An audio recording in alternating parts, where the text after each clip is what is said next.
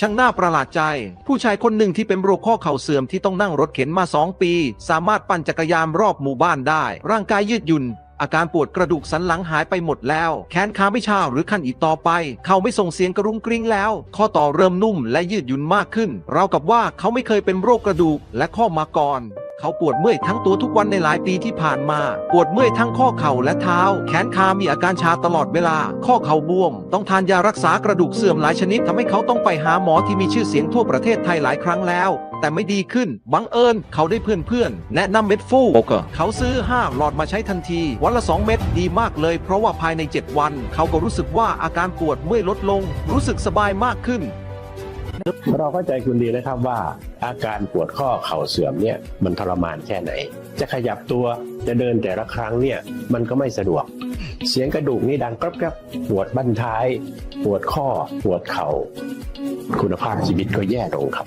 ผมกล้าท้าให้คุณเอาไปลองได้เลยแค่7 วันก็กลับมาเดินได้ถ้าคุณอยากหายผมจะมาบอกว่าต้องทำอย่างไรสามารถมั่นใจได้เลยนะครับว่าผลิตภัณฑ์นี้ดีจริงๆเพราะว่าลูกค้าหมื่นรายเนี่ยกลับมาซื้อซ้ำการที่ทานเป็นประจำทุกวันเนี่ยทำให้ชีวิตของเขาดีขึ้นจริงๆเขาอยากจะไปไหนเขาก็ได้ไปเขาอยากจะทำกิจกรรมอะไรเขาก็ได้ทำไม่กลับมาเป็นภาระของลูกหลานต่อโรคข้ออักเสบโรคข้อเข่าเสื่อมทำให้เกิดอาการตรึงและปวดในหัวเข่าไหล่หลังกระดูกสันหลังแขนขาหากไม่รักษาโรคก็ค่อยๆแย่ลงทำให้เป็นอัมพาตและพิการเม็ดฟูโบคาใหม่จากสหพันธ์สาธารณรัฐเยอรมนีพร้อมสารออกฤทธิ์แฮปโปไซส์เพื่อช่วยบรรเทาอาการปวดสร้างใหม่และบำรุงกระดูกอ่อนข้อโดยปกป้องเยื่อหุ้มไขข้อเพิ่มความแข็งแรงและความยืดหยุ่นของข้อต่อชะลอความเสื่อมและปกป้องข้อต่อช่วยให้คุณเคลื่อนไหวได้อย่างคล่องตัวและควบคุมชีวิตของคุณเม็ดฟูโบก็ช่วยบรรเทาอาการปวดสร้างกระดูกอ่อนข้อปกป้องกระดูกและข้อเนื่องจากผมใช้ผลิตภัณฑ์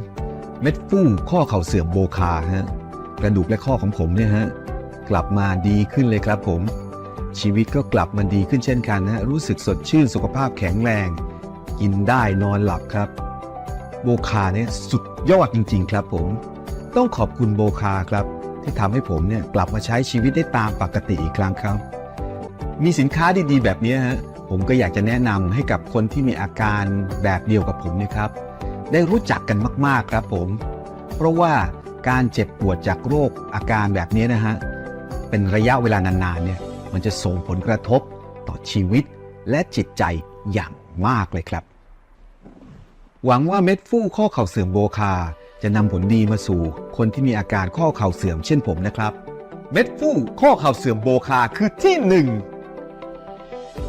ถึง 3 เดือนแรกมันก็ค่อยๆดีขึ้นนะคะอาการปวดมันก็น้อยลงเข่ามันก็ไม่ดังก๊อบแก๊บก็เริ่มเดินดีขึ้นแม่เดินไม่โยกไม่เยกพอทานมาเรื่อยๆประมาณ 6-7 เดือนเนี่ยค่ะมันก็ค่อยๆหายไปความตึงก็ไม่มีค่ะก็เดินดีขึ้นแม่ขายของได้ทุกวันยืนตั้งแต่เช้าจนเย็นแม่ก็ยืนได้ไม่ปวดเข่าเลยค่ะเหมือนปาฏิหาริย์จริงๆเรื่องจริงเลยอันนี้ไม่ได้โกหกไม่ได้อะไรมาสอบถามคนแถวนี้ได้เลยนะเหมือนคนปกติอะค่ะขึ้นเขาได้ไหว้พระได้ขึ้นเขาผาซ่อนแก้ววัดพระธาตุผาซ่อนแก้วลูกตกใจขึ้นถึงสุดเลยขึ้นไปข้างบนสุดเลยไปถ่ายรูปไปอะไรต่ออะไรลูกยังบอกไม่น่าเชื่อเลยนะแม่ไม่น่าเชื่อว่าแม่จะดีขึ้นขนาดนี้ใครที่เป็นข้อเข่าเสื่อมนะคะทานเลยนะคะเพราะว่าขนาดดิฉันนะคะเป็นทั้งข้อเข่าเสื่อมแล้วก็รุมาตอยด์นะคะลองเลยค่ะไม่ต้องเสียดายตังค์นะคะคุ้มค่าที่สุดเลยค่ะสุขภาพเราดีที่สุดแล้ว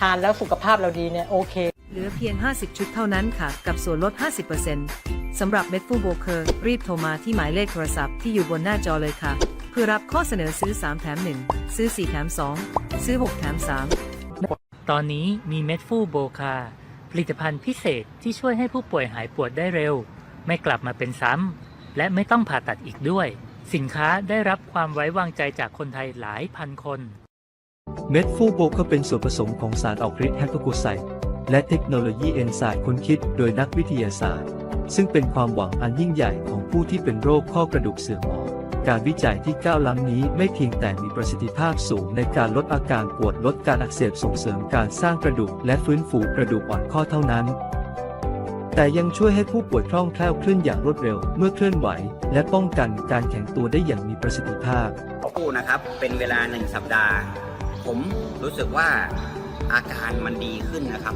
รู้สึกตรงที่เจ็บมันเบาลงมาก ตอนนี้ข้อต่อของแขน ขาเคลื่อนไหวได้ตามปกติดีขึ้นกว่าเดิม กระดูกสันหลัง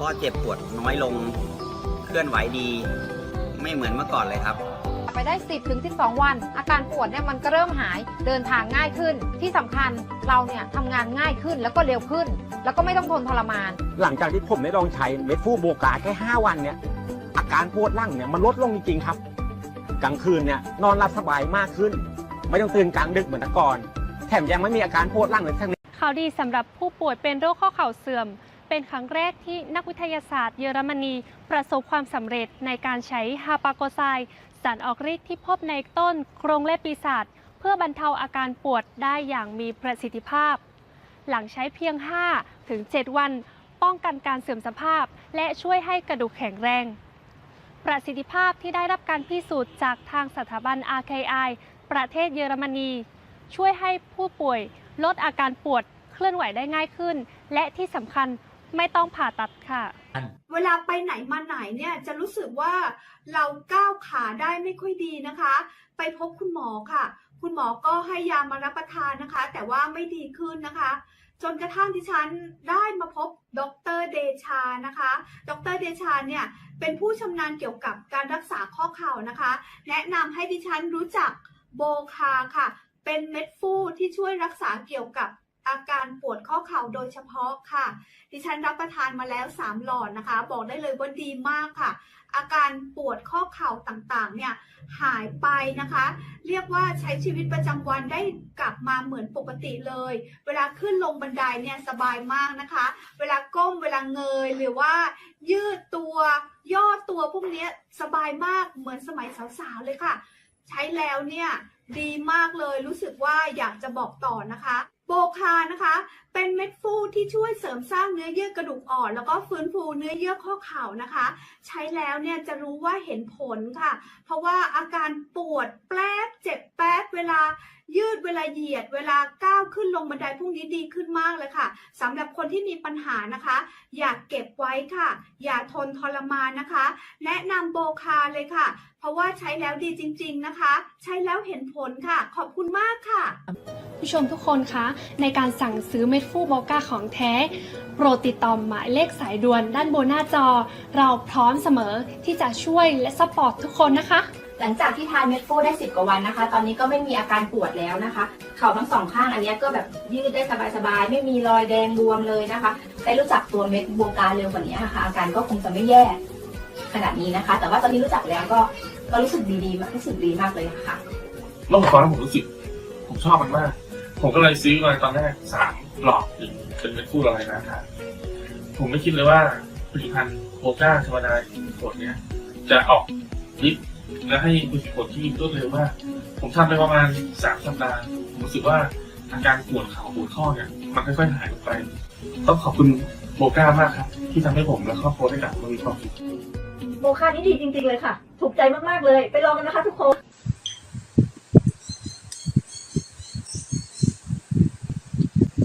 ดิฉันได้ทำตามคำแนะนำของคุณหมอดื่มวันละ2 เม็ดเช้าเย็นหลังอาหารนะคะไม่น่าเชื่อเลยนะคะผ่านไป3 เดือนแล้วเนี่ยอาการต่างๆนะคะที่เคยปวดข้อปวดเข่าอะไรต่างๆดีขึ้นมากเลยค่ะหายไปเลยไม่รู้สึกปวดเลยเดี๋ยวนี้เดินไปตลาดไปซื้อของเพื่อเอามาทำอาหารที่บ้านเองหรือเดินไปปากซอยสบายมากเลยค่ะไม่รู้สึกอาการปวดอะไรเลยเดินไกลๆได้ดีเลยเพราะว่าโบกาเม็ดฟูนี่เองค่ะ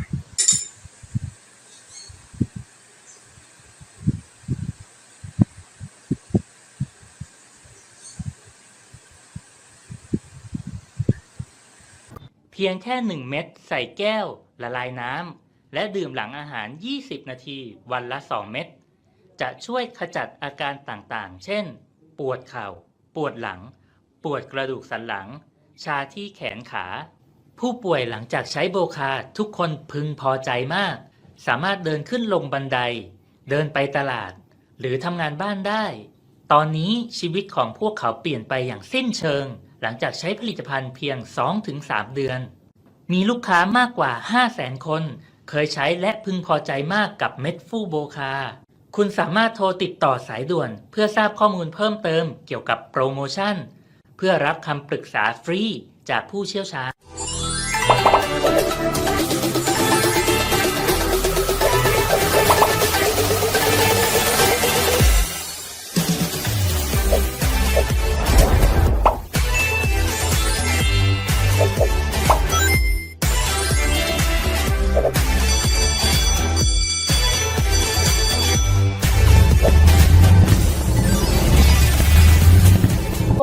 กระดูกและข้อของเราก็เหมือนมอเตอร์ไซค์และรถยนต์นะคะ หากเราใช้ไป 10 ถึง 15 ปีโดยไม่รับการดูแลเอาใจใส่ มันก็จะพังและต้องทิ้งไปค่ะ แต่ถ้าเรามีวินัยต้องดูแลหลังจากใช้งานแต่ละครั้ง พวกเขาจะได้ทำความสะอาดบำรุงรักษาทาน้ำมันและจาระบีอย่างสม่ำเสมอมันจะอยู่กับเราได้หลายปีนะคะร่างกายของเราก็เหมือนรถยนต์คันนั้นวัยชราก็จะแก่เฒ่าและสึกหรอไปเองนะคะแต่ถ้าเรารักษาตัวเองให้คุณค่ากับสุขภาพตัวเองเราก็ซื้อผลิตภัณฑ์อย่างโบก้ามาดื่มนะคะดูแลมันแล้วมันก็จะเจ็บปวดน้อยลงค่ะมีชีวิตที่มีสุขภาพดีขึ้นเราก็จะรักชีวิตและหงุดหงิดน้อยลงค่ะเราก็ใช้ชีวิตด้วยพลังบวกไม่เป็นภาระลูกหลานในวัยชรา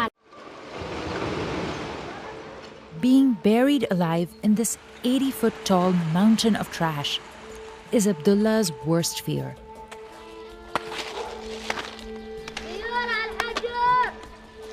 But hunting here for treasures like copper and nylon is one of the only ways thousands of people can survive in Syria, a country that's been a war zone for 13 years. ماسكين قلبنا بإيدنا مشان ما تقلب فوقنا. The 11-year-old was born in the midst of the Syrian civil war. Since then, public services like trash collection have collapsed. Garbage, rubble, and weapons have piled up in landfills. And informal recycling has become one of the few industries thriving in a war-torn country. شو الشيء اللي تعتبره أنت هو زبالة؟ عيشتنا هي الزبالة. So how deadly is Syria's trash problem? And who are the people risking their lives in this business?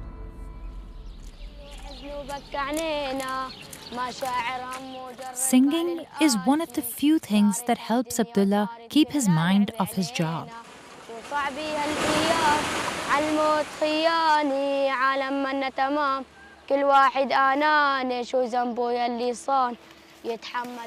He dropped out of school when he was 7 to work at the Al-Habat landfill in Idlib. يتحمل ويعاني يا ويلي عالزمن ما حدا بيحب التاني. He spends 12 hours here every day just to support his family. ما عندي رفقات كتير 1 2 أيام بلعب معهم نلعب طابة شيء إذا ما اشتغلنا كل يوم ننكسر هيك الحياة. This used to be an old stone quarry until 2006. Now, garbage trucks dump trash at least 50 times a day without any warning. الواحد بيكون فوق بأمان الله وقت نسمع صوت شيء. Abdullah mostly searches for copper, the most valuable material around here. He finds it in broken engines or old electrical wires. But he can also make some money from recycling nylon and aluminum. The trash is mixed up with hazardous items, like old medical waste that could be radioactive or infectious.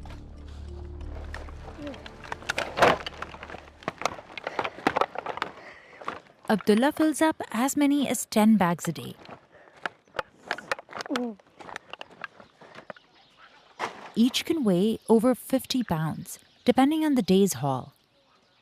That's nearly half of his own weight. هذا العمل كتير متعب والله العظيم الزلم بيتعبوا من هذا الشغل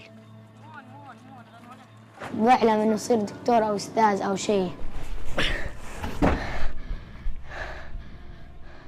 عسى الواحد ما يضيع حياته هيك. During the early years of the war, this pit was known as the Valley of Death because it was an easy place to dispose of bodies. Reports suggest over 150 people affiliated with the government of President Bashar al-Assad, ISIS, and even civilians were executed or dumped here. In 2015, some rebel groups captured Idlib province. One faction rose to power and went on to form the Syrian Salvation Government. They turned this into a landfill in 2019, and they now manage trash collection in Idlib as Assad's government stopped providing public services in rebel-held areas. Today, there's little infrastructure, and collectors are frequently injured. In 2020, a video captured an avalanche of garbage that killed 3 children. Abdullah's mom, Hala, vividly remembers that day. تعرفت على أمهاتهم نفسهم هنن اللي ماتوا الله يرحمهم. على موجب التقانين نفس أعمار أولادي. بحس أنا بدي يجيني نفس الخبر لا سمح الله وفكر لأني أنا أم حسيت بنفس أمهاتهم. Abdullah and his family have lived in the nearby Maryam camp for displaced Syrians for the last 4 years. A Turkish NGO called Watan runs it, and about 1,000 families live here. جينا لهون بسبب الطيران والقصف اللي صار علينا والدمار اللي صار بضيعتنا وحوالينا. During the war, Idlib province became one of the few safe areas for people who opposed Assad. The population multiplied to nearly 4.5 million. Now, there are more than 1,500 displacement camps in northwestern Syria, but not enough jobs or education. In fact, 43% of children across the country are not in school. وأيام بيحسوا حالهم عم ينزلوا بهالشعور. أكثر من مرة يقولوا لنا يا زبالين. أولادي روسهم خريطة.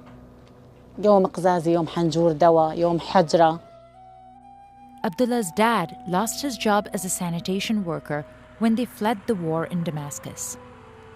He says he's always looking for work, but meanwhile, he depends on his children. يعني مثل جزء ظلم ظالمينهم بس مضطرين لهالشي بدنا نعيش. أحسن ما نمد إيدنا لحدا. Many in this country are still trying to recover from the war. Syrians are grappling with soaring inflation rates, reportedly as high as 188%. The country's economy suffered an estimated loss of $442 billion from 2011 to 2018. Major sectors like agriculture, mining, and manufacturing came to a standstill. And cities have crumbled. In Aleppo alone, nearly 50 million cubic meters of what experts call conflict rubble, a mixture of cement, heavy metals, and asbestos, has piled up. That's enough to fill a cube taller than the Eiffel Tower. And it would likely take billions of dollars to clean up. With trash piling up, military equipment has become one of the most valuable items in junkyards. Experts estimate at least 100,000 unexploded weapons are lying among the debris. Children as young as 10 handle discarded mortar shells, machine gun bullets, and cluster bombs. They're from Syria, Russia, the US, and other countries that fought here. Old weapons also end up in landfills, like this one called Al Noman in Aleppo, Syria's largest city. ولما ما في خفنا انه يحترق يعني يطق علينا نجيب الخبر الحاجز كذا وكذا يجون الشباب والله يشيلونه. Hussein Ramadan has been sorting through trash here for the past 8 years, often with his 2 children. He used to be a shepherd in a nearby town, but fled to Aleppo when war broke out. كشمة أرض زراعة بس مع الحز تحت. 2 years ago, a rocket blew up in his hand and cut off part of his left thumb. ما وصلنا البيت إلا دم قرابة أصفى.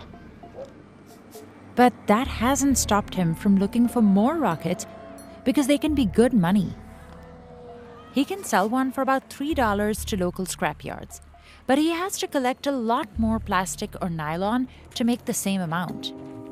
يوميا إحنا يوميا إذا ما اشتغلنا ما نقدر ناكل ولا بنوم.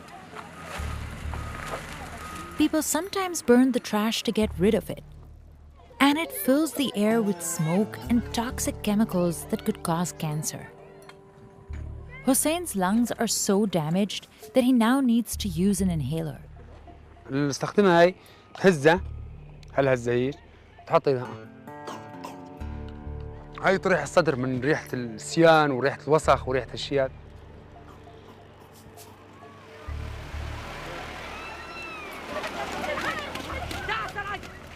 Excavators dump garbage just inches away from the collectors. يعني ينداس ولد أو شغلة هو يرجع، المنع يرجع ما نشوف وراه هو. يعني خطر. والله خطر. In 2021, 93,000 outbreaks of Aleppo boil were reported in northern Syria, a skin disease which spreads through sandflies.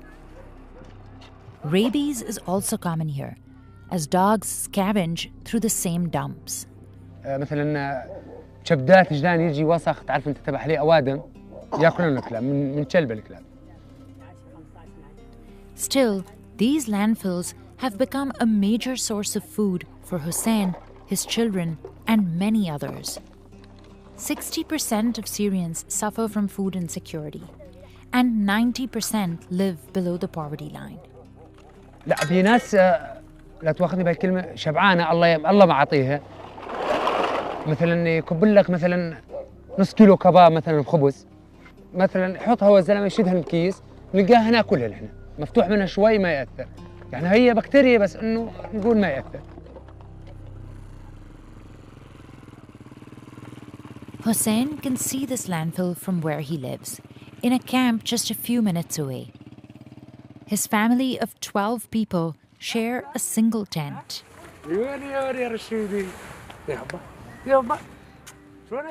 بس 10 عجلات، نحن ما حلمنا لا نشتري بيت ولا نشتري شيء، عايشين في الخيمة يعني، بس إنه لو يصير عندي 10 عجلات أعيش بيها هاي نعمة فضيلة. On a good day, he can earn up to $15, which is enough to buy bread for a week for a small family. الحز نفرز الحديد. الحز بس نخلص الحديد من الباغة، هذا الباغة بلاستيك على قولات الله. Hussein also buys and sells from kids who see him as a father figure. 10 مو؟ هاي لك 10. هاي لك 5 أيمن. من اللي بعده؟ 5 ونص.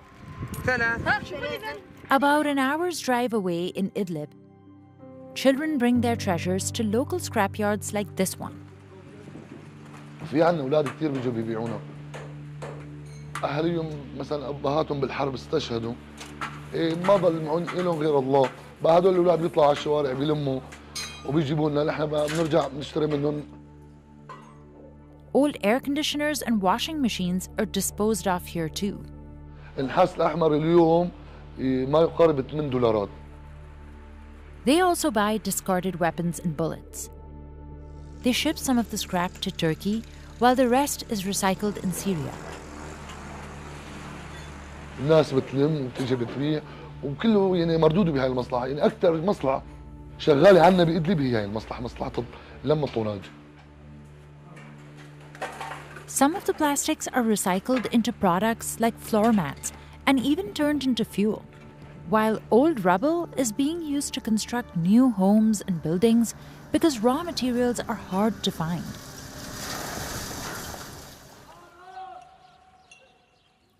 Meanwhile, people like Hussein and Abdullah pick up what they can, one bag at a time. وما في مساعدة غير الله ثم هالأولاد. منذوق في آلامهم ومنحس فيهم ويوم مجروحين ويوم مطروحين. The war has robbed Abdullah of his childhood. but he still dares to dream. لما يجي يوم ويفرج رب العالمين نرجع على الضيعة ونشتغل وتعال المدرسة. And like any other mother, Hala hopes things turn around for her family and for her country. بحلم يكونوا عم يدرسوا، بحلم يكونوا هيك بيلبسوا بياكلوا بيشربوا مثل الشباب اللي من عمرهم ومن جيلهم. ننام نفيق الله فارجها على كل سوريا، وهي أحلى شيء إنه الله يفرج على سوريا. يتحمل ويعاني يا ويلي عالزمن ما حدا بيحب التاني. لو تعرف يلي صان وقت الشفط ضحكي عقله من انطار وعيونه انحسد بتحكي ما رادوا لك خير بدن عينك تبكي بس الله فوق كبير. لا ربنا نحنا بنشكي، لا ربنا نحنا بنشكي. روحي يا روحي يلي تعبانة والناس اللي حبيتها طلعت خيانة، والناس اللي حبيتها طلعت خيانة خالص. Indonesia has some of the dirtiest rivers in the world. And this team races against the clock to remove trash from them by hand. This is an emergency. A resident living along this river sent a video, and we're here trying to clean up. The next rain can wash this river plastic straight into the ocean, where it will be nearly impossible to collect. The non-profit Sungai Watch has cleaned up over 2,000 tons of trash across Bali and East Java in just 4 years. We get so much random stuff from like dildos to like condoms. That's the first thing you They partner with other companies to recycle the trash and turn it into sandals and chairs. But why is Indonesia covered in so much trash? And can these manual cleanups really make a difference? Today, the nonprofit is taking a team of 30 people to clean up a river near a seaside village in southern Bali. Gary started the organization with his 2 siblings, Sam and Kelly, in 2020. But they've been living in Bali since they were children. We saw Bali go from this beautiful paradise 20 years ago when we moved here to a plastic-filled island. The island actually banned single-use plastics like bags and straws in 2019. But some studies say that Bali still makes more than 300,000 metric tons of plastic waste every year. Everything here in Indonesia is wrapped in these little single-use sachets. So easy to use, one-time use, and it's so mono-use culture. This is some trees and a bridge that have stopped all this floating debris. And this will just keep on accumulating until potentially a flood will come about.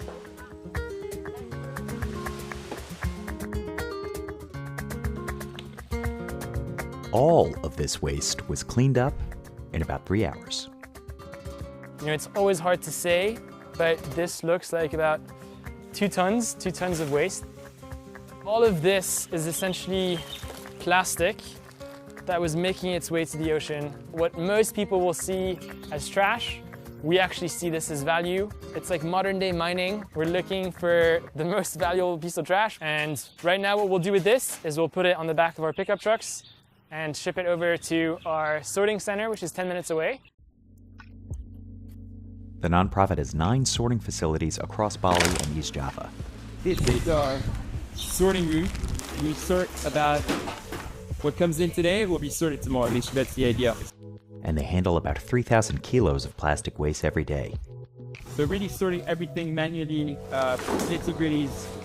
They sort it all into 30 different categories according to material, color, and quality. Every single day, it's an opportunity for us to collect data and to then start to look at the brands behind it. The most recyclable items, like plastic bottles, are sold to recyclers. Workers like Kadek Arianto use the baler to compress recyclable materials into solid bricks that are easier to transport. Every presses up to 1,000 plastic bottles into each 25-kilo cube. Itu sangat penting bagi saya di tanah kelahiran saya demi untuk ke depannya bagi anak cucu kita untuk Bali yang lebih bersih. But only about a third of the waste Sungai Watch collects can be recycled by external facilities. So the team had to get creative with the rest. So actually one of the biggest sets of plastics that we collect is flip-flops. To address this problem, they've partnered with a company named Indosole to turn piles of discarded sandals into new sandals. They're long-standing friends. We've cleaned many rivers together, and it was just a match in heaven. Sungai Watch has brought in over 200,000 sandals since it started, about 3% of its total waste. At Indosole's factory, the trash is ground down and heated in a mixer. The mixture is then placed into a mold, pressed, and left to sit for about 12 hours.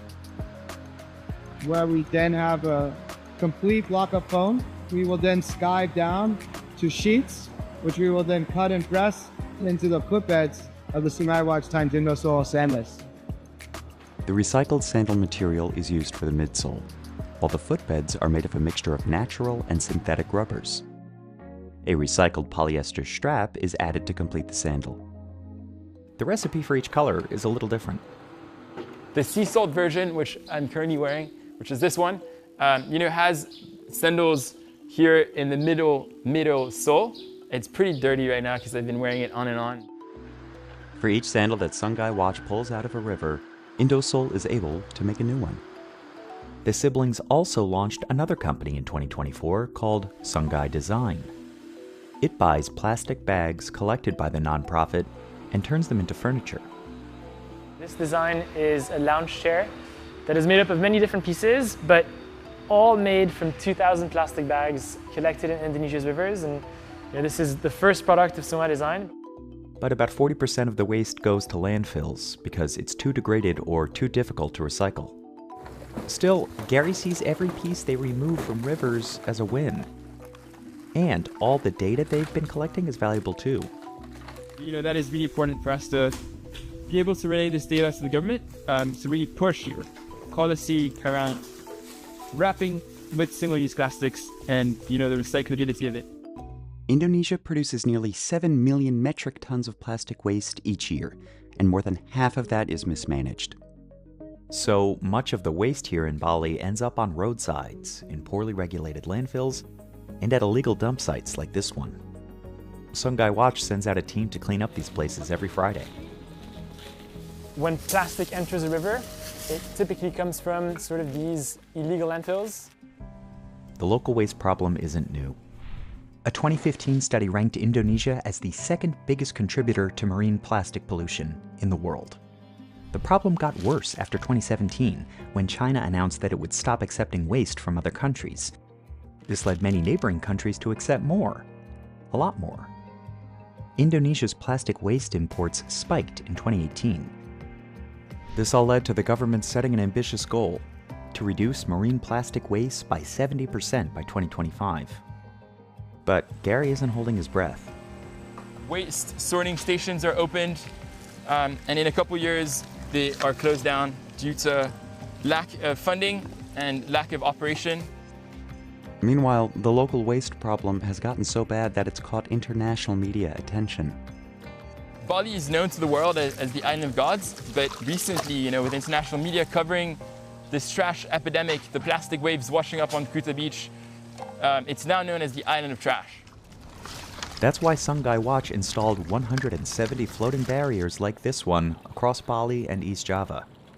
The barriers trap most of the plastic in one place, but they have to visit each site every day to stop trash from piling up. Beberapa sampah organik kita cuci di sini. It's make little bit clean. Membuat ini lebih bersih. Made Bagi used to be a taxi driver, but during the pandemic, he quit his job to focus on the environment. Saya sangat suka dengan pekerjaan ini ketika alam butuh bantuan, alam butuh perhatian. The nonprofit experimented with a dozen different models before arriving at this simple and scalable design. After the trash is bagged, the team weighs the day's haul. Kenapa? Kita harus memiliki data. They record the date, barrier location, and total weight at each cleanup. They also take a before and after picture. Jadi ketika sampahnya banyak, kita harus memberi perhatian lebih kepada warga dan ke pemerintah untuk membantu kegiatan kita. Karena Sungai Wot tidak bisa sendiri, butuh bantuan dari semua pihak. The nonprofit has a team of 132 people working at barriers, dump sites, and sorting centers across the island every day. What we're doing in rivers is really non-stop. Every single day we'll clean a river, and then the very next day more trash will end up. It's a marathon that we're going against. One of their biggest inspirations was the ocean cleanup, which we actually covered in 2023. It's a Dutch nonprofit that has removed more than 200,000 kilos of trash from the Pacific and learned some really important lessons about how to manage ocean plastic. The founder, Boyan Slat, started off harnessing natural currents to collect floating debris inside a giant U-shaped barrier. But over the years, they realized that to really make a dent, they had to get closer to the source, rivers. So they invented these big machines that capture waste before it ever makes it to the open waters. They're called interceptors, and the founder plans to deploy 1,000 of them. We filmed with the organization after they installed one at the Rio Osama in the Dominican Republic, which flows into the Caribbean Sea. It's one of the dirtiest rivers in the world, and Carmen Encarnacion has lived nearby for 24 years. Nos afecta emocionalmente, es decir, nos afecta de toda la manera. The ocean cleanup installed an interceptor about a mile down the river from her home in 2020. El río está más limpio, ahí se siente menos contaminación. The idea is to let the current do most of the work. As trash travels downstream, this 700-foot long arm redirects it toward the machine's opening. So what the barriers do is they let the water pass, but they stop everything that's floating. On the roof, we have these solar panels that are connected to batteries, which store the energy so that even at night we can keep intercepting plastic. Conveyor belts carry the waste to one of 6 dumpsters. They can fill up in just 3 days during the rainy season. Boyan started out hoping to clean the so-called Great Pacific Garbage Patch, but it turns out it's not really a patch. It's actually 2 swirling clouds of debris, which often aren't visible on the surface. Natural currents have created 5 whirlpools like it around the world, called gyres, and each one collects trash. And there's still a garbage truck's worth of plastic entering the ocean every minute on average. The scale of the whole thing makes ocean plastic removal practically impossible. This plastic doesn't stay in the big pieces. It ends up in teeny tiny pieces that are impossible to manage. If there's a way to stop that from entering the system and becoming the minuscule particles that we'll never be able to manage, we need to do it now. Ultimately, restoring a polluted ecosystem requires big changes. The best way to keep plastic out of rivers and oceans is to make less of it. But Gary still believes change is possible. We typically do a lot of educational sessions here with local communities. We do workshops teaching local youth and women how to sort. And they've had a few real wins. They've worked with local government to identify heavily polluted areas, and a community in Denpasar released fish back into a river deemed clean enough to have the trash barriers removed. The group is also partnering with 2 other NGOs to develop an educational program about plastic waste reduction. They also publish an annual report on the trash they've cleaned and have begun consulting the national government on wider environmental policy. Why are we doing this every day is because we truly believe that Bali can be free of plastic. It will probably take a couple years, but we hope to get there.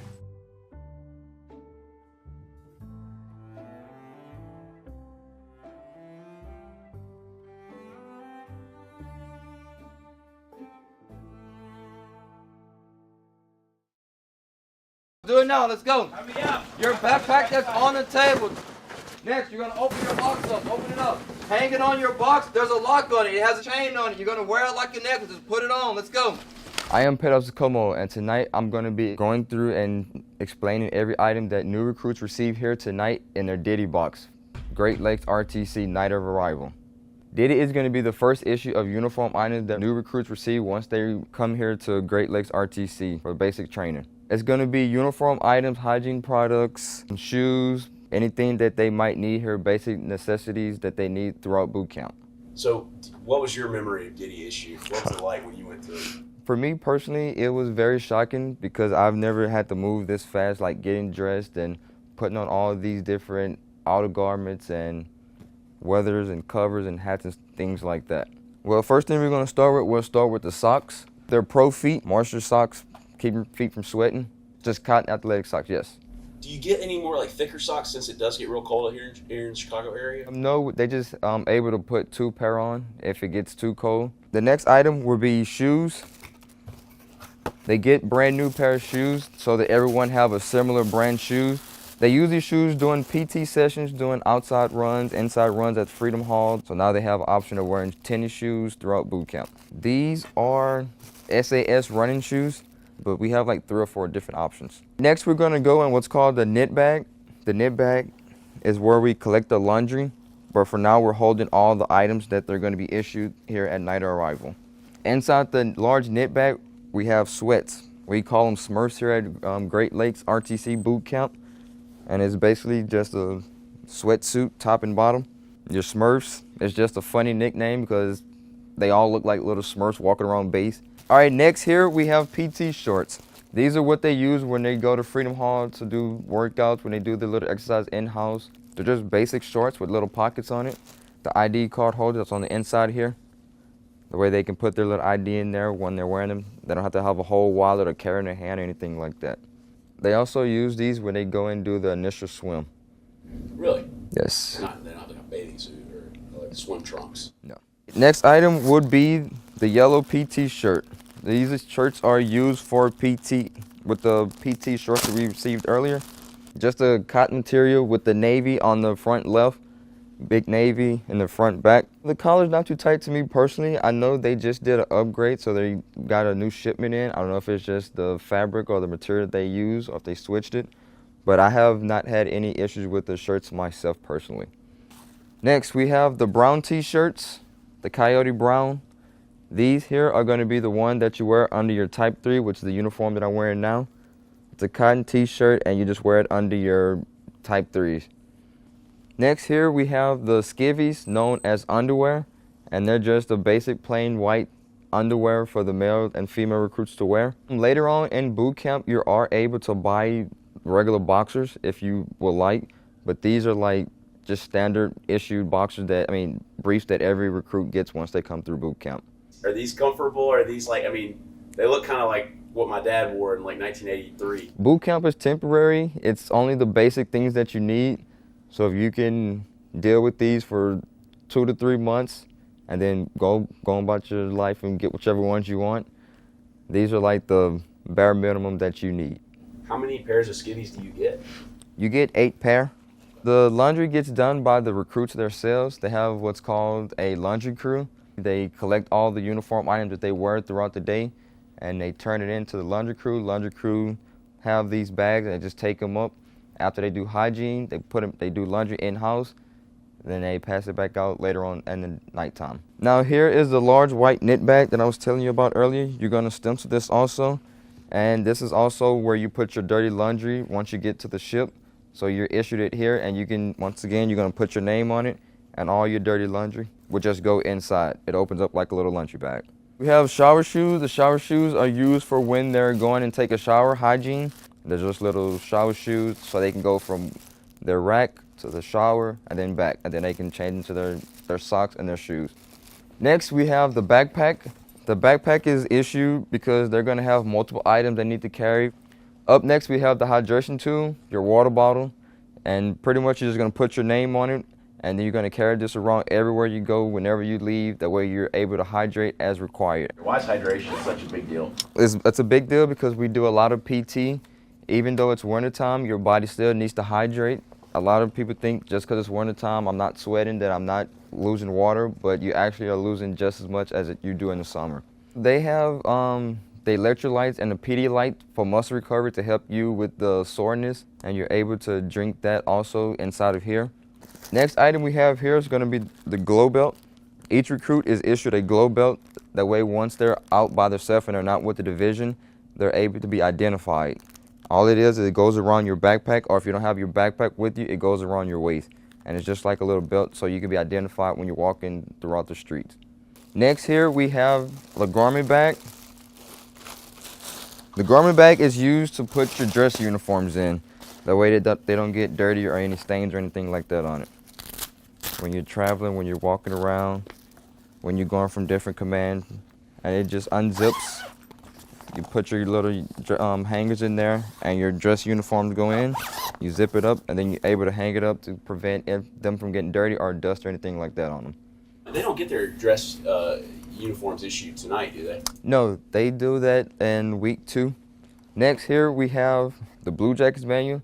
It's all the important dates in history of the United States Navy, and it's for them to read so they can study and have a basic knowledge of what happened with the recruits and sailors before them. Are there like key aspects of that book that every recruit needs to learn fast? Yes, there is, but there's also another book that they are going to be issued when they take their first test. But this here goes more in depth. The one that they're going to get is specifically just for here. Is this something that recruits keep with them after they leave? Or? Yes, me personally, I still have mine. I still have my stamp here with my name on it, division number. I still have my whole sea bag with everything that I was issued when I left here. Why do you keep this book? Why do you keep that stuff? It's history. I want to be able to say, hey, I had all these things, because I see that things are changing. They don't have things that we had, and we don't have things that the ones before us had. So I like to keep part of history with me. Next, we have here the Ditty box with a lot more items in it. The first one here is a small white knit bag. And on the inside of this small white knit bag, we have pens and Sharpies. The pens are going to be standard recruit ballpoint pens, and they're just used for them to fill out all their paperwork, all the information, write down whatever they need to write. Here we have Sharpies. The Sharpies are used to fill out their name on certain items. Later on, when they get their box, they're going to put their name and things on the box, so they're going to use a Sharpie also. Also inside of this bag, you have a plastic bag with a key. They're going to be issued a standard master lock for their personal lock, their personal drawer, and they're just going to be able to lock it up and carry the key around. The spare key will be kept with the RDCs just in case they lose the one that they're issued that they keep up with throughout boot camp. This lock is used to keep all their valuables, their personal stuff, their wallets, their IDs, their cash, their money, anything that has value. Next, we have the sea bag. The sea bag is where they're going to put every single item that they're issued tonight here, with the exception of their backpack, and they're just able to put it inside of here. And it also has a spot for their lock to go on here so no one can get inside and mess with their valuables or they lose anything. It has straps here, and they just put them on just like a regular backpack. Is that waterproof? Yes, it has a little flap in here on the inside, so when you go in and close it, you can put this over the top so the water doesn't get on the inside also. Next, we have the covers, recruit ball caps. The first one here is going to be the standard Navy recruit ball cap. This is going to be the one that they're going to wear around. Unless it's inclement weather, then they're going to get the watch cap, which they're going to wear in cold weather. But this one here is the one that they're going to wear anytime they exit a building. The next one here will be the Navy ball cap. This is going to be the one that they're going to get emotional for once they get to graduation and they get to actually wear the one that says that they're actually U.S. Navy sailor. When do they get that Navy ball? So they have to complete what's called battle station. It's very intense. It's all night. They just pretty much do everything that they were taught in the 8+ weeks, and they have to do it all within 24 hours. And they have to go through and complete every single station in order to become a U.S. sailor. And that's when they get to actually put this one on. What did that make you feel like to wear that finally after going through all that at boot camp? Putting on the Navy cap meant that I was part of a bigger force, part of something that was bigger than myself. Just being able to say, hey, the people, the RDCs that trained me, taught me, I'm able to say, hey, I'm part of the U.S. Navy just like you are now. Do a lot of sailors get emotional when they Yes, that? Absolutely. A lot of sailors, once they're able to put these on, a lot of them lose their voice because they're crying, they're tear-eyed, their eyes are all red. Like I say, it's a big moment for a lot of people. Next, here we have a shoe shine kit. Inside this shoe shine kit is going to be all the items that you need to shine your dress shoes and also your drill boots you're going to be issued at a later date also. It just has the shoe shine polish, the brushes, everything that you need to make your shoes nice and shiny for your inspections or just walking around base. And you get taught how to shine your shoes? Or do you come in expecting to know how to do it with all these tools and materials? A lot of the recruits, once they come in, a lot of them already know because they look it up on YouTube and things like that. But RDCs, at a certain point in time, they also do like mentoring and they teach the recruits how to shine boots on, give them little tips and pointers on how to actually make it look better. Next here, inside another small white knit bag, the first item is going to be a stamp kit. The stamp kit is going to be used for them to put their name on it. It has little letters. They're just going to put their last name on here with the little letters that are provided. Then they're going to put their division number down here in the center. And then they're able to stamp every single item that has a spot for them to stamp it. And that way they can keep up with their stuff, identify their stuff when they're doing laundry, or just in case anything gets mixed up while they're doing whatever. Also inside of this bag, you have a sewing kit. Just a basic sewing kit, so in just in case one of your buttons pop off, you can put the button back on. You don't have to send it out anywhere and get it done, so you can do sewing jobs on the spot. And this one here, we have the shoelaces. The shoelaces here are going to be used to tie up some of the items that you're going to be issued later on in boot camp. We fold it a certain way, we put the shoelaces on there and tie it, the way it doesn't come unfolded. The next item is chapstick. We have chapstick because you need to keep your lips moisturized from all the water you're going to be drinking. That way your lips are not getting crusted and they're not bleeding. You have to go to medical and have to be set back in training also. You also have here floss for your hygiene, your personal hygiene. Brush your teeth, wash your face, shower, hygiene, floss your teeth. The way you're taking care of your personal hygiene. Next we have fingernail clippers. You have fingernail clippers for one reason, because of initial swim. You're required to cut your fingernails to a certain length so when you jump in the pool, you don't scratch up any of the instructors or any other recruit while you're in the pool. Also, the Navy has a standard of how short you should have your fingernails. That way you can keep and maintain your fingernails to a certain length. Inside the next small knit bag, we have laundry detergent so that they can wash all the uniform items that they're issued. Each recruit is issued one bag and they just collect them all at one time and wash all the stuff together. And this is how they get their stuff washed nice and clean. Next here we have a towel. This towel here is for them to dry off once they get out of the shower. Just a plain white basic towel. They're also going to put their name on it because they're going to turn them in so that they can be sent out to the next to be washed. Next here we have in this little knit bag, we have their stationery stuff, papers, envelopes, stamps, the way that they can write letters home, study material, inside the little checkpoint notebook here for inspections, that way that they can have like little cheat sheets. We also, like I say, we have envelopes here, and we have a notepad here so they can write notes and letters and stuff home to their family members and loved ones. The last knit bag we have here, we have 2 towels for them to bathe with when they get in the shower for hygiene. 2 little blue washcloth towels. Wash their face in the morning, whatever. We have lotion because of the windy weather, the bad weather. Stay moist, keep your skin nice and moisturized. So we have razors so that every recruit can shave every single day.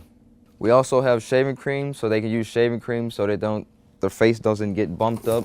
They don't have razor bumps or anything like that, so we give them shaving cream so they can shave their face. Here we have body wash. The body wash is so that they can, once again, hygiene. Once a day they're required to hygiene. When they go to the pool, they hygiene at the pool, and this is the basic soap that they get so they can do their hygiene. Next here we have shampoo. It's shampoo so that they can wash their hair. Like I say, they're going to go to the pool, so when they come back and they want to get the chlorine out their hair, they just have shampoo to wash it. Next we have deodorant. The deodorant is so that they can put on after they hygiene, and they're not, once they get done with PT, they're not all sweaty and stinky, so that they can all be around each other. We also have toothpaste, basic toothpaste so they can, in the morning, whenever they need to, go and brush their teeth. We also have toothbrushes in the bag. You have 2 toothbrushes, that way you can change out throughout boot camp. And they're just there so recruits can wake up in the morning, brush their teeth, before bedtime, brush their teeth, do it whenever they need to. After they do hygiene, they do laundry in-house, then they pass it back out later on in the nighttime. The last item inside this bag is a toothbrush holder.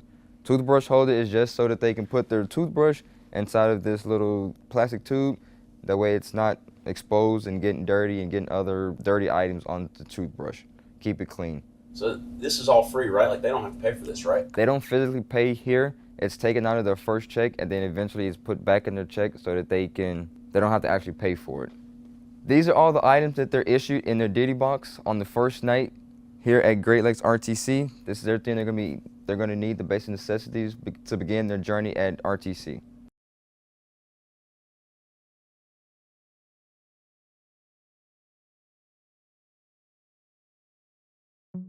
Seen from miles above, these rings in the ocean look like natural coral reefs. But zoom in on high-resolution satellite images and you can make out military bases with 10,000-foot runways, ports, and gun emplacements. The South China Sea is bristling not just with artificial islands, but with egos. Here, China is facing off against the Philippines, Vietnam, and now the United States. And as the Chinese bases and fleets keep growing, and its opponents look to do the same, this is a watery battleground that looks ripe to ignite. The chance of a small military incident that then really puts the US and China into a Cold War is very real in the South China Sea. So will island building lead to conflict? We spoke to the director of the Asia Maritime Transparency Initiative. 1, 2, 3, 4. And analysed shipping data and the rapidly changing view from above to understand how close we might be.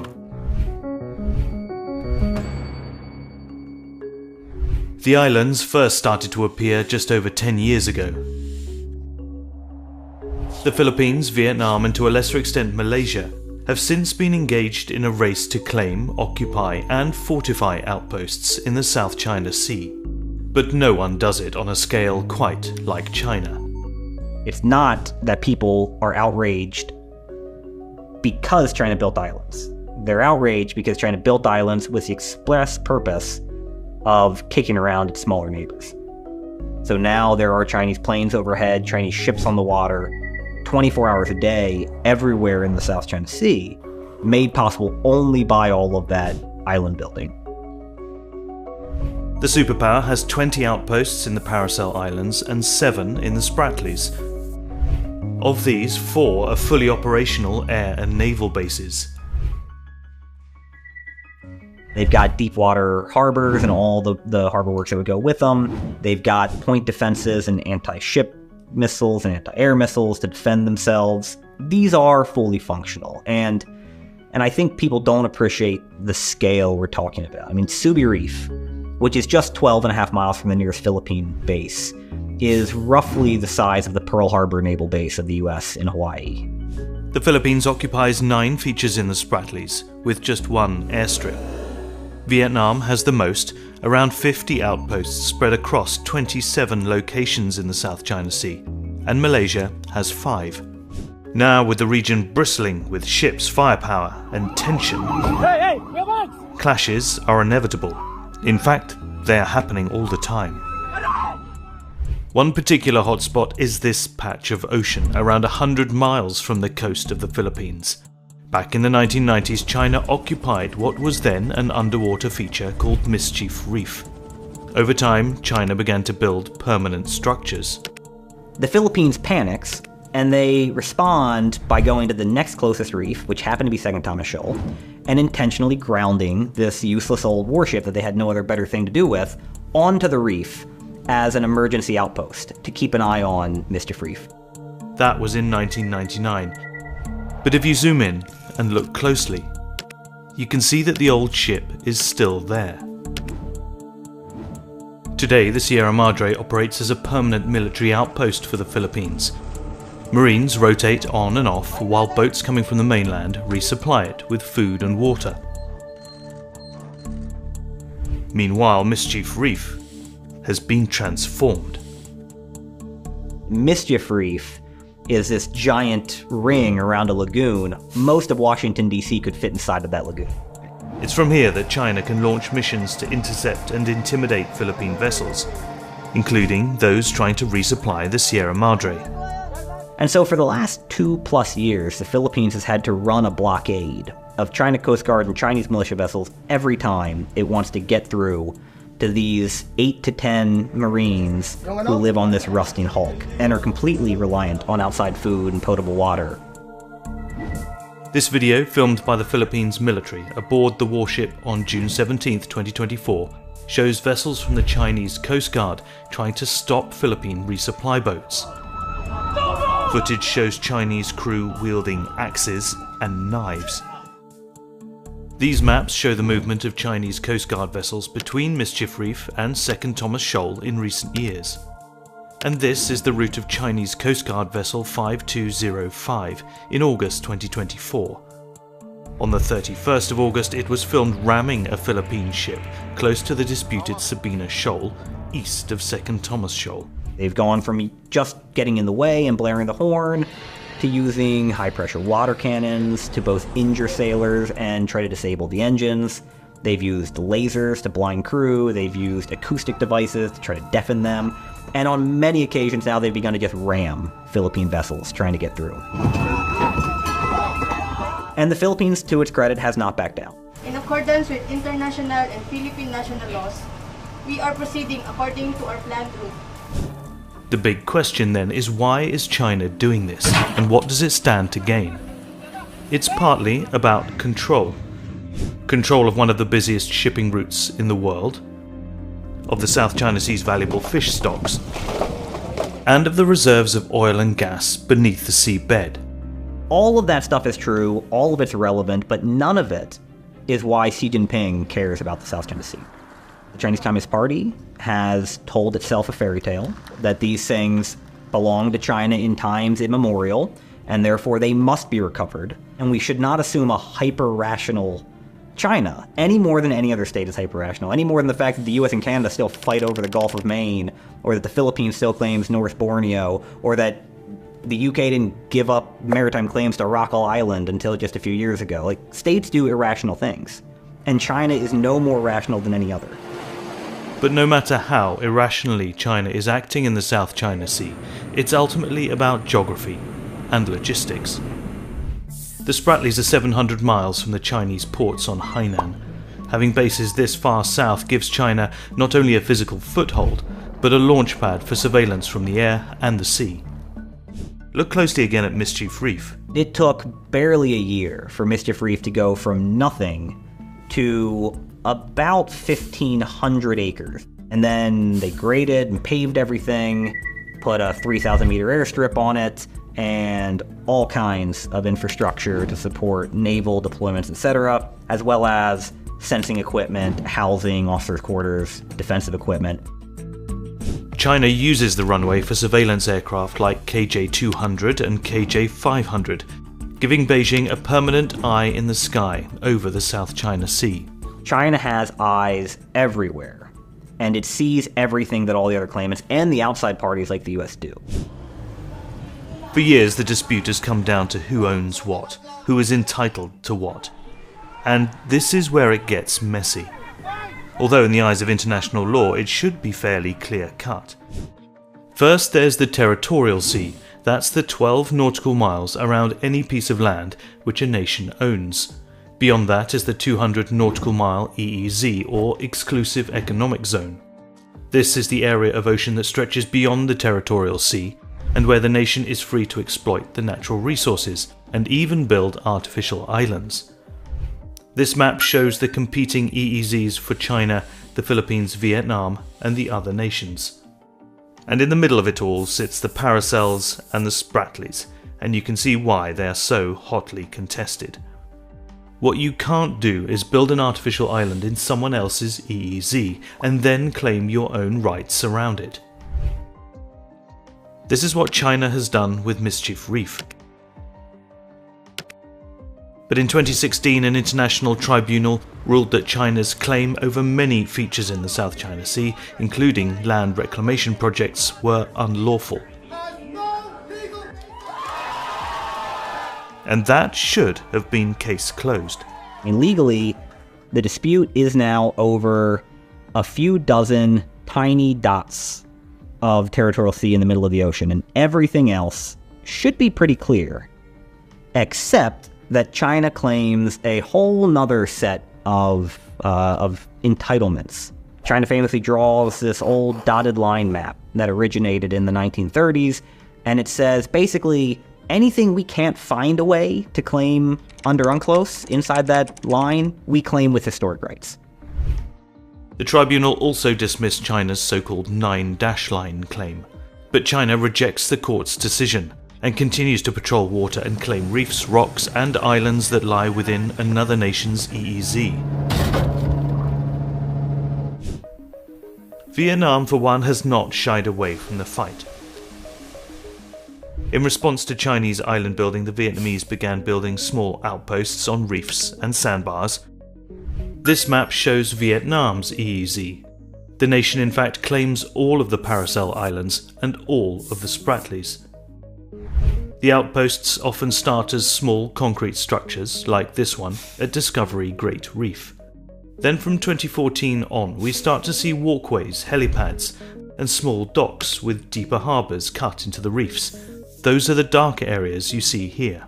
So all of that stuff was clearly meant to improve the resiliency of Vietnam's bases in the face of this massive Chinese buildup and this new level of coercion we saw under Xi Jinping.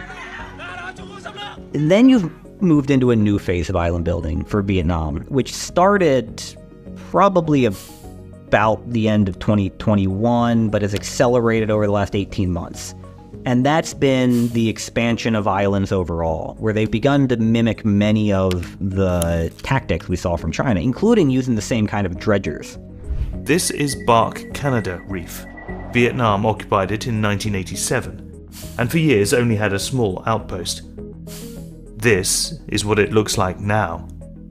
Bark Canada Reef went from being basically 0 acres of land to now the fourth largest island in the Spratlys, behind only China's Big Three. If Vietnam wants to protect what it has and protect its rights in its own waters, it needs to be able to patrol those waters in similar numbers to China. And it can't do that if Chinese boats only have to go 10 miles and the Vietnamese boats have to go 300 miles. That's just not math that'll ever work out. For China, it's all about the math, and there's no doubt who's winning the numbers game. Over the course of the last 40 years, China went from having a virtually no navy, no coast guard, and almost no fishing industry, to having the world's second largest navy. Largest by number of ships, second by tonnage to the US. By far the world's largest coast guard. The world's largest shipping industry, the world's largest fishing industry, the world's largest marine science industry, right? On and on and on. And a unique component of this has become China's maritime militia. The militia are fishing boats either fully operated or contracted by the Chinese government. Their job is to disrupt and block boats from other competing nations in the South China Sea, or simply sit idle, maintaining a highly visible Chinese presence. To see this new thing emerge in the South China Sea where Filipino and Vietnamese patrols would go out and they'd find hundreds of Chinese boats sitting at anchor, tied up to each other, often uncrewed or crewed by a skeleton crew just sitting around playing cards and watching their phones and not doing anything. These are the movements of Chinese vessels identified by Asia Maritime Transparency Initiative as militia vessels on the same month from 2021 to 2024. With all the heightened tension above the water, an ecological disaster has been unfolding beneath the waves.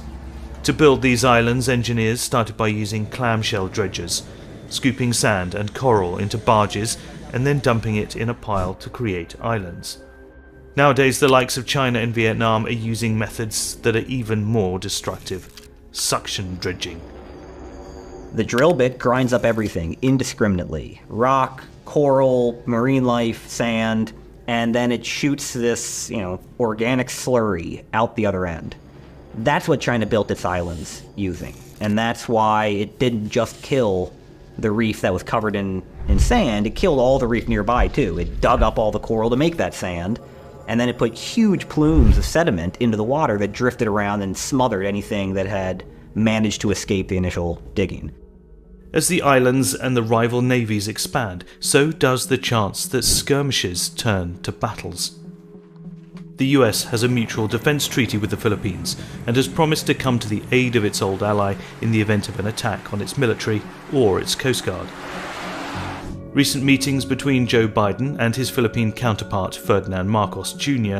serve as a warning shot to China, specifically with regard to the South China Sea. It's a numbers game. You hit people with enough water cannons, you ram their boats, eventually you are going to kill somebody. But what Greg Poling and the Asia Maritime Transparency Initiative have noticed is not that the tides have turned, but that there seems to be a greater willingness to stand up to China. The Philippines has begun to re-patrol around Scarborough Shoal for the first time since China took it from them in 2012. And it's been not only resupplying, but building up, shoring up the Sierra Madre, despite the Chinese blockades. China has, at least so far, been unwilling to use overt military force. And I think the Southeast Asians have realized that China can't have it both ways.